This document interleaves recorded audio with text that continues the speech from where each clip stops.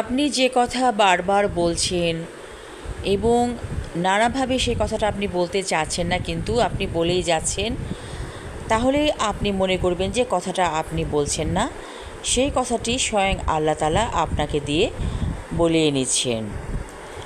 তো বেফাস কথা অনেক সময় আমরা বলে ফেলি এবং বলে ফেলার পর ভাবি, কেন আমি এই কথাটা বললাম, এই কথাটা বলার কারণে এত ক্ষতি হয়ে গেল সবার, এবং মানুষ কি ভাবছে।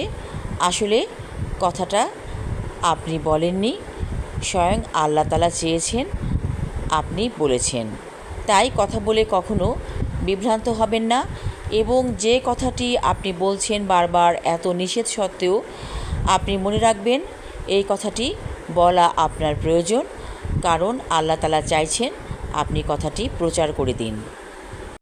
একটি সমাজের মানুষ যখন পাপাচারে লিপ্ত হয়ে যায়, তখন সেই সমাজে একটা আল্লাহর তরফ থেকে গজব নেমে আসে, এবং যেই ব্যক্তি এই গজবকে ভয় পাবে না, সে বারবার সেই পাপাচারটি করে যাবে, তাহলে ওই ব্যক্তির সাথে সাথে সমাজের আরও কিছু মানুষ তারাও ধ্বংসপ্রাপ্ত হয়ে যাবে।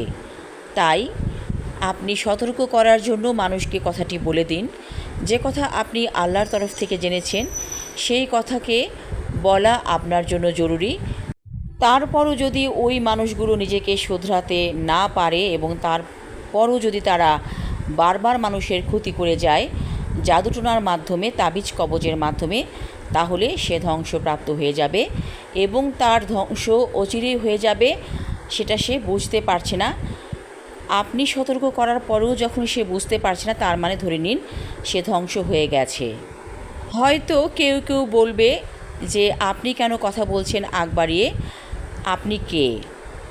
কিন্তু আপনাকে আল্লাহ তাআলা মেসেজ দিয়েছেন, সেই মেসেজ আপনি অবশ্যই সবার কাছে পৌঁছে দিন, এটা আপনার দায়িত্ব। এতে যদি আপনার মৃত্যু হয়ে যায়, মনে রাখবেন সেটা আল্লাহর হুকুমেই হয়েছে। আপনি একটুও ভয় পাবেন না, বিভ্রান্ত হবেন না। আপনি আপনার কথা বলে যান, এবং যতক্ষণ পর্যন্ত না সেই ব্যক্তিগুলো নিজেকে না শোধরাতে পারে, ততক্ষণ আপনার কাজ হলো সেই কথাটি প্রচার করা। সবাই ভালো থাকুন, সুস্থ থাকুন, এই শুভ কামনা করছি। ধন্যবাদ।